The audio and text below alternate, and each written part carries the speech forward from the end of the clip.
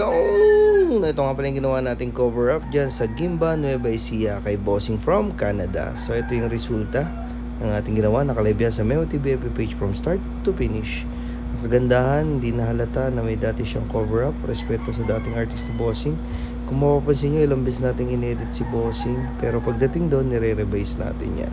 Using a Tech Product Philippines, yan, from MLC Tattoo Supplies, foaming liquid solution, stencil, wipes, stencil remover. So, nakalive yan sa Meo TV FB page from start to finish. Kung mapapansin nyo, sobrang dark na nung tattoo ni Bossing. Ang kagandahan kasi sa tiyaga na ginagawa natin, innovate is no need to explain na may dati kayong cover up. So, ganun. Kailangan mas malinis, mas fine, mas define, mas sakto doon sa brasong paglalagyan. Ang gusto kasi ni Bossing dito is a warrior. Then, nilagyan ko na lang ng dragon sa baba. Then, may touches ng Canada, which is yung Mayfall.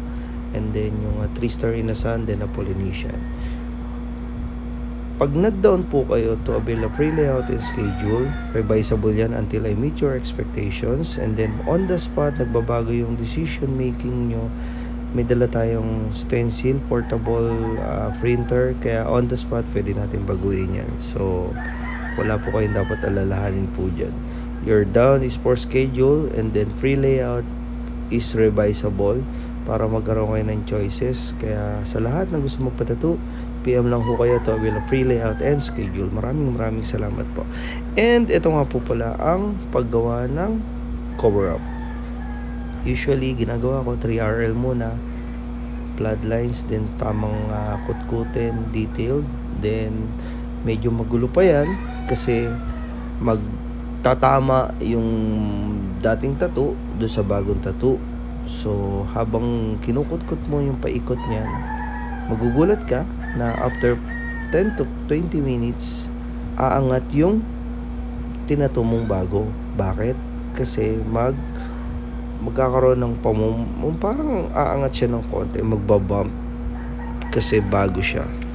So, ginagawa ko, paglinis ko, foaming soap using a Tech Product Philippines from MLC. Also yung spray foaming ng ATB by Nash, Albay Tattoo Best by Nash. Yan, order din kayo dyan. Meron silang Facebook, Tech Product Philippines and ATB Tattoo by Nash. So, magugulat ka, nagkakaroon ng difference yung old sa new. So, makikita mo na kung saan yung patamaan. Ang kagandahan nung kasi, yan, maganda yan. Merienda ulit. Pangalawang kain na yan. So, ang maganda kasi doon, uunti-untiin mo siya, huwag mo siyang mamadaliin. Siyempre, gamit natin is block ng Allegory, then opaque set, then machine by Dewata Family Tattoo Supplies, yan. Tapos, unti-untiin mo siya, kukunin mo yung dark to light. Kung ano yung dark na hindi kaya, pwede mong laruin yung kulay doon. Kaya minsan, napalo rin ako ng red, tangerine, bright orange, para hindi siya ganun ka-dark tignan. So, yung opaque naman, meron siyang different tone, dark to light. Yung opaque, hinahaluan ko ng puti. Yan yung highlights ko or yung pinaka main. For example, makikita ko sa reference, white. Hinahaluan ko pa siya ng opaque para yun yung pinaka light part niya. Then, yung pinaka solid white, doon ako mag-highlights yung detail talaga. So, sa detailed, using 7RL, para sa akin, pinaka-the best yung 7. Kasi lagpas siya ng 5 and bago siya mag-11. Kasi ang 11, minsan, ang tigas ng pasok kasi makapal na yung yung dulo nun eh. So, para sa akin, the best is 7. Better than 5. Feathering 5. Minsan kasi yung 3RL, di siya pwedeng malakas yung voltage eh. Sobrang fine kasi yun eh. Tapos, using 19M1, then 11M1. Mas solid kasi yung pasok ng M1. Pag gusto mo naman na black and gray, soft yung pasok, RM gamitin mo. Gumagamit din naman ako ng RM, pero sa cover up kasi, parang mas nagugustuhan ko yung M Magnum. Tapos yun, tsatsagain ko siya ng detailed, up down, paikot.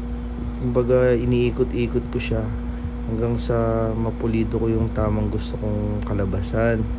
Hindi man tayo sobrang galing, pero it's better than yesterday tayo. Kumbaga, lagi lang tayo mag-practice. Ayun yung stencil remover. Meron kasing mga naggulong part na, ayan, kain na naman, oh. Nanay Amelia, maraming salamat. Sobrang solid talaga. Bilongan, Besia. So, nabura kasi, kaya gumamit ako ng stencil stencil remover ng MLC. Suggest ko, dapat na bloodlines yun na pala kanina yan, bago nyo, para hindi nabura.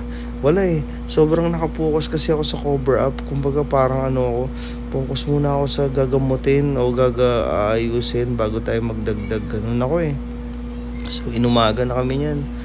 Grabe yung tattoo namin. Siguro inabot ng 12 oras. Yung 3 oras doon break sa kakain. So respeto sa dating artist ni Bossing. Pangatlong cover up na tayo. At ito yung resulta ng ating ginawa. In progress yan. Pang full sleeve. So nagustuhan naman ni Bossing. Kumbaga gusto niya talaga warrior. Yan, may touches ng kulay para hindi halata tayo nasa dating tattoo. So may maple leaf and at the same time yung 3-star inasan yung sa taas. Then Polynesian. So sa lahat ng gustong magpatattoo, may always on the go 24/7. Who's next? And thank you Lord. Happy Saturday po sa lahat. So may mga nag-cancel sa ating schedule na hindi akma sa schedule natin, kaya lagi tayong available, but always be consistent, mag-practice, mag-ensayo pag walang client. So kaya gaya ng ginagawa ko ngayon, nag-edit, nag-drawing. So I need model this coming Pasig event, Damami 10-11 Savage Inc. sa 13-14 September, Cebu. Thank you Tech Product Philippines and ATB Tattoo by Nash. Thank you, Lord.